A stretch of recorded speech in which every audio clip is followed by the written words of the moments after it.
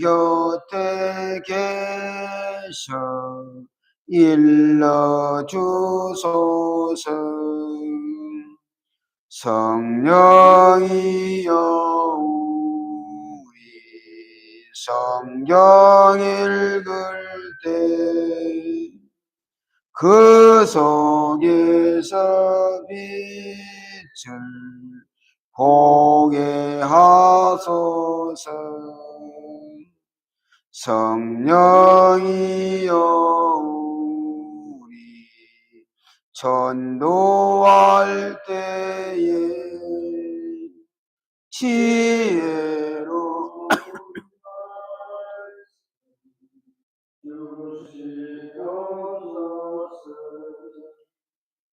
성령이여 우리 겸손해져서 우리 주와 같이 되게 하소서. 아멘. 하나님 말씀 신약성경 베드로후서 3장 14절부터 16절까지 보겠습니다. 베드로후서 3장 14절에서 16절 387쪽입니다.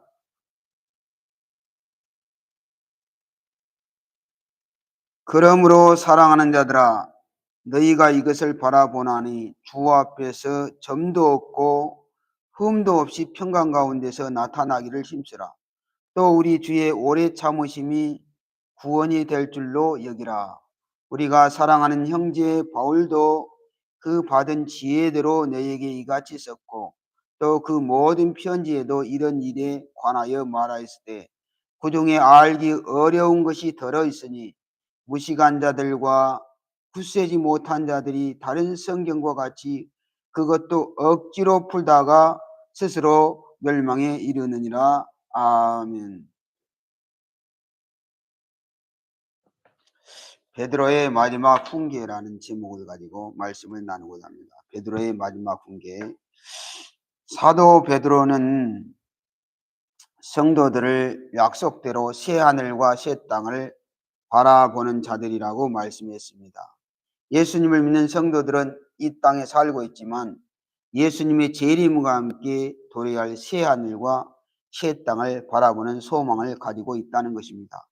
첫째, 베드로의 마지막 훈계에 보면 점과 흠 없이 행해야 한다는 것입니다. 14절 보면 그러므로 사랑하는 자들아 너희가 이것을 바라보나니 주 앞에서 점도 없고 흠도 없이 평강 가운데서 나타나기를 힘쓰라 그랬습니다. 이 바라보다 무엇을 향하여 기다리다 헬라 뜻이 그렇습니다. 프로스토카오란 말입니다. 무엇을 향하여 기다리다 기대하다 이런 말입니다. 그리고 마지막에 힘쓰라 단어가 있잖아요. 힘쓰라. 이거는 열심이다, 노력하다는 뜻도 있습니다. 그러니까 영어로 보면 make every effort, 모든 노력을 다하라. 이게 힘쓰라는 거예요. 모든 노력을 다하라. 영어로 번역하니까 그런 뜻입니다. 그러니까 이게 힘쓰라 단어가 부정과거 명령으로 됐습니다. 그래서 이게 결단적으로 노력하라 이런 말입니다. 그 뜻을 풀이해보면 결단적으로 노력하라.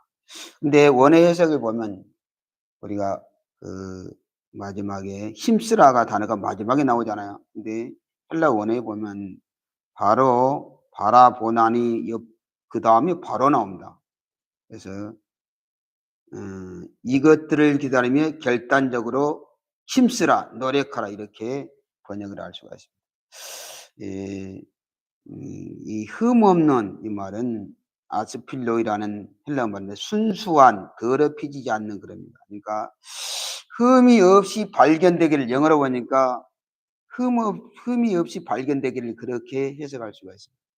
그리고 이 점도 없단 말은 비난받을 일이 없다 그 말입니다. 비난받을 일이 없다. 이게 또 복수로 쓰였습니다.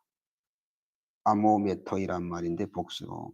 이제 비난받아. 그러니까 직역하면 이제 이 14절 직이 이 헬라 원어로 직역하면 이럽니다. 그러므로 아가페 사랑하는 자들아, 아가페 사랑으로 사랑하는 자들아, 이런 것들을 기다리며 결단적으로 노력하라.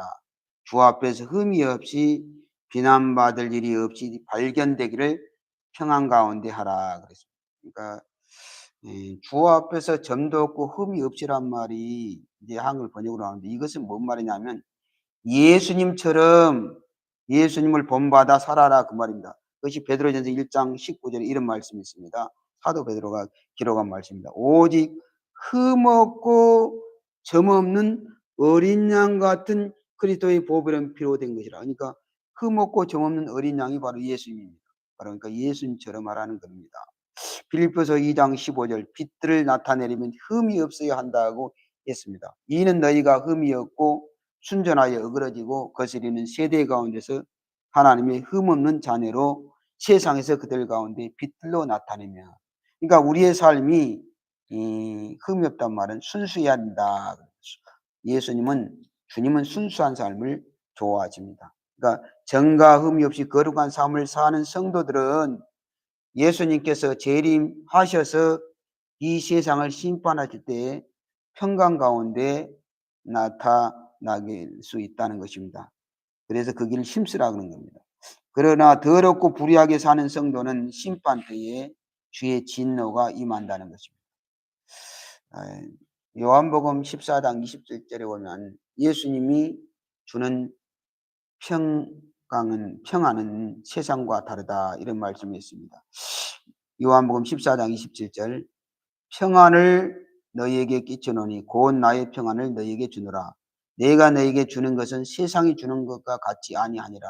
너희는 마음에 근심하지도 말고 두려워하지도 말라. 에베소 4장 3절에 보면 성도는 평안 중에 하나가 되어야 한다고 말씀하고 있습니다. 사도 바울은 에베소 4장 3절에 평안에 매는 줄로 성령이 하나 되게 하신 것을 힘써 지키라 그렇게 말씀을 했습니다. 둘째, 베드로의 마지막 훈계는 주의 오래 참으심으로 오는 구원입니다. 오늘 본문 15절 또 우리 주의 오래 참으심이 구원이 될 줄로 여기라. 우리가 사랑하는 형제 바울도 그 받은 지혜대로 너희에게 이같이 썼고, 이 우리 주의 오래 참으심이 구원이 될 줄로 여기란 말은 헬라 성경에 보면 에케오마이란 말인데 생각하라 그 말입니다. 그러니까 이 생각하란 말을 명령법으로 하면서 계속 생각하라 이런 의미가 되겠습니다. 그러니까 예수 그리스도의 재림이 연기되는 것이 우리를 구원하시려는 하나님의 뜻임을 부가적으로 더 설명하고 있습니다. 조롱하는 거짓 선생들이 예수 그리스도의 재림이 더디다고 생각하지만 실제로 그것은 하나님의 국률이고 하나님의 오래 참으십니다. 구원을 위해서 오래 참고 계신다는 것입니다. 회개하기를 원해서 한 사람보다 더 구원받기 위해서 주님이 오래 참고 계신다는 것입니다. 여기 보면 우리의 형제 바울은 이렇게 시작된데 그 앞에가 아가페토스, 즉 우리의 아가페 사랑으로 사랑하는 형제 바울은, 그러니까 주님이 사도 바울을 사랑할 때 아가페 사랑으로 사랑했다는 것입니다. 그리고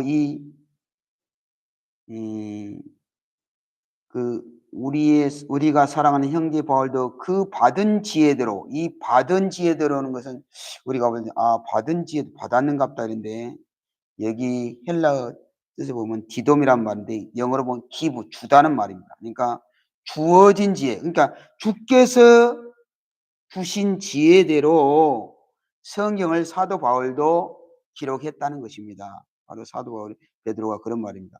성경은 하나님의 말씀인 것을 기억해야 합니다. 이 썼다, 그 받은 죄로 너희에게 이같이 썼고 있죠. 썼다. 이 헬라어로 그라폰데 기록하다, 새기다 그 말인데 이게는 부정과거 능동태를 이래서 그는 썼다. 그러니까 아직 쓰지 않는 성경이 아니라 이미 사도 바울이 편지를 썼던 그것을 말합니다. 그 성경을 말합니다. 사도 바울은 유대교에 있을 때 예수 믿는 사람들 잡아 가두는 일에 앞장섰던 사람입니다. 디모데전서 1장 13절에 보면 내가 전에는 비방자요 박해자요 폭행자였으나 도리어 국류를 입은 것은 내가 믿지 않을 때 알지 못하고 행하였습니다. 그러나 예수님께서 부르셔서 지혜중의 계수를 부르셔서 사실 사도가 되었습니다. 그러므로 우리는 하나님께서 사용하신 사도들이나 선교사들, 주의 종들이 인격이 훌륭한 것이 아니라 하나님의 전적인 부르심으로 이들이 사도가 되었고 선교사가 되었고 목회자가 됐다는 것을 우리가 한번 생각해 봐야 합니다. 인격적으로 부족하기에 사도 바울은 하나님을 의지하여 기도했다는 것입니다. 그래서 하나님께서 아가페 사랑으로 사랑해 주시니 누구를? 사도 바울을 그 주께서 주신 지혜대로 성경을 기록했다는 것입니다. 데살로니가서 4장 15절 16절 사도 바울은 이렇게 말합니다. 우리가 주의 말씀으로 너희에게 이것을 말하노니, 그러니까 주의 말씀으로 너희에게 이것을 말하노니, 편지를 썼지만 주의 말씀으로 너희에게 이것을 말하노니 주께서 강림하실 때까지 우리 살아남아있는 자도 자는 자보다 결코 앞서지 못하리라. 주께서 호령과 천사장의 소리와 하나님 나팔 소리로 친히 하늘로부터 강림하시리니 그리스도 안에서 죽은 자들이 먼저 일어나고, 이런 말씀을 했습니다. 세 번째 베드로 마지막 훈계는 신중해야 할 성경 해석입니다. 오늘 16절 한번 읽어보겠습니다. 또 그 모든 편지에도 이런 일에 관하여 말하였으되 그 중에 알기 어려운 것이 들어있으니 무식한 자들과 굳세지 못한 자들이 다른 성경과 같이 그것도 억지로 풀다가 스스로 멸망에 이르느니라. 이 16절 중반대로 보면 그 중에 알기 어려운 것이 들어있으니 그랬습니다. 그러니까 성경이 그냥 쉬운 것 같지만 알기 어려운 것이 들어있다는 것입니다. 그러므로 신학 공부가 중요합니다. 성경을 어떻게 해석할 것인가, 이거 중요합니다. 우리 교단은 보수 교단입니다. 그런데 신학, 또 자유주의 신학, 보수주의 신학이 있습니다. 네, 그러려면 우리 성경을 해석하려면 성경 원어를 읽을 수 있어야 하고 해석할 수 있어야 됩니다. 그래야 사사로이 해석하지 않는 것입니다. 또 영어 성경도 참조해야 더 어려운 부분들이 분명하게 해석될 수도 있습니다. 때로는 주석도 필요하고 성경 배경도 알아야 합니다. 그래서 여러 가지 공부를 해야 합니다. 또한 성령의 감동으로 기록되었기에 기도와 말씀 묵상으로 성령의 감동을 받아서 복음을 전해야 합니다. 그래서 설교를 은혜롭게 잘한다는 것이 쉽지 않습니다. 지식으로 한다는 것이 다 된 게 아니고 성령의 감동으로 기록되기 때문에 이 굉장히 성령의 감동이 중요합니다. 베드로후서 1장 20절에서 21절 사도 베드로가 이미 말씀했습니다. 읽어드리겠습니다. 먼저 할 것은 성경의 모든 예언은 사사로이 풀 것이 아니니 예언은 언제든지 사람의 뜻으로 낸 것이 아니요 오직 성령의 감동하심을 받은 사람들이 하나님께 받아 말한 것임이라. 그러니까 하나님께 받아 말한 것임이라 그랬습니다. 성령의 감동하심을 받은 사람들이 기록한 것입니다. 그러므로 기도의 사람이 기록했다는 것입니다. 성령의 감동이 중요합니다. 사사로이 결코 풀어서 되는 말씀이 아닙니다. 즉 개인적으로 하나님 뜻과 상관없이 이 이단들은 개인적으로 푸는 경향이 있는데 그렇지 않는다는 것입니다. 사도 바울도 디모데후서 3장 16절에 이런 말씀이 있습니다. 모든 성경은 하나님의 감동으로 된 것으로 교훈과 책망과 바르게 함과 의로 교육하기에 유익하니 그랬습니다. 그래서 모든 성경은 하나님의 감동으로 된 것이기에 하나님의 말씀으로 인정하는 것입니다. 오직 성령의 감동하심을 받은 사람들이 하나님께 받아 말한 것입니다. 그래서 사도 베드로는 베드로전서 1장 12절에 복음을 어떻게 전할 것인가에 대해서 이렇게 말합니다. 하늘로부터 보내신 성령을 힘입어 복음을 전한 자들이라고 기록했습니다. 그러므로 설교자들은 헬라어, 히브리어, 원어, 영어 뭐 모든 것을 동원할지라도 결국 성령을 힘입어 사도 베드로가 가르친 것처럼 복음을 전해야 하는 것입니다. 또 무식한 자들과 굳세지 못한 자들이 말씀을 가르쳐서는 안 된다는 것을 말씀하고 있습니다. 오늘 이 16절 중반대로 보면 무식한 자들과 굳세지 못한 자들이 다른 성경과 같이 그것도 억지로 풀다가 스스로 멸망에 이르느니라 이렇게 말씀하고 있습니다. 그래서 이 무식한 말은 헬라어로 아마데스란 말인데 배우지 못한, 즉 이 여기는 정확하게 보면 복수로 배우지 못한 자들, 이 아마데세이스, 배우지 못한 복수로 기록되어 있습니다. 또 굳세지 못한 자들은 말은 이것도 복수로 되어 있습니다. 그래서 이 아스테렉토란 말인데 불안정한, 확고하지 않는, 그러니까 이 배우지 못한 자들과 말씀에 대한 확고함이 없는 자들은 이게 안 된다는 것입니다. 이런 사람은 억지로 푼다. 그래서 이단들이 이렇게 원어도 안 보고 억지로 풀다가 스스로 먹는다. 억지로 풀다는 말은 뭔 말이냐면 스테레오 블레오라는 헬라어 말인데 왜곡시키다, 뒤틀다. 성령을 왜곡시켜서는 안 된다는 것입니다. 그래서 베드로전서 1장 10절에 이미 사도 베드로가 이런 말씀이 있습니다. 이 구원에 대하여는 너에게 임할 은혜를 예언하던 선지자들이 연구하고 부지런히 살펴야. 그러니까 구원에 대하여 가르치던 선지자들이 그냥 가르친 게 아니고 연구하고 부지런히 살폈다는 것입니다. 그러니까 역시 설교자나 가르친 자는 연구하고 부지런히 살펴야 된다는 겁니다. 그렇지 않으면 스스로 멸망한다. 이 아폴레이란 말인데 멸망, 파괴당한다는 것입니다.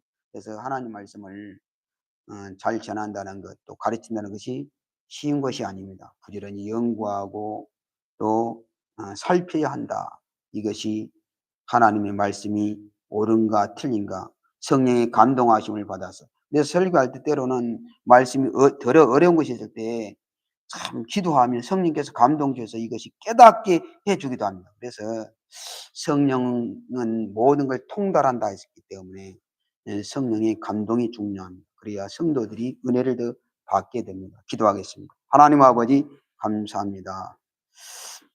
사도 베드로를 통하여 우리에게 점도 없고 흠이 없이 평강 가운데 나타나기를 힘쓰라고 또 했는데, 하나님 아버지 우리가 예수님의 닮은 삶을 살기를 우리 사도 베드로를 통하여 오늘 우리에게 말씀해 주심을 감사합니다.